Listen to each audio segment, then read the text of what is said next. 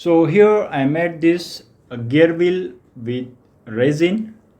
So at first we need a mold. For that I am using glue gun.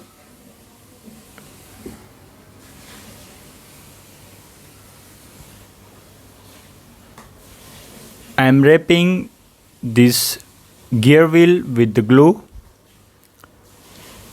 Removing mold is quite difficult. We have to be careful not to break, else the resin will leak out.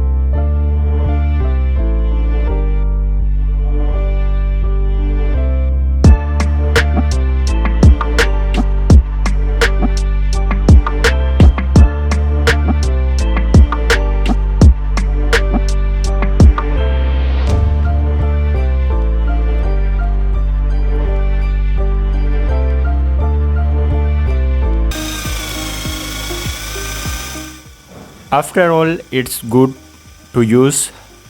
Okay, hope you like this video and sure to subscribe. See you in the next video.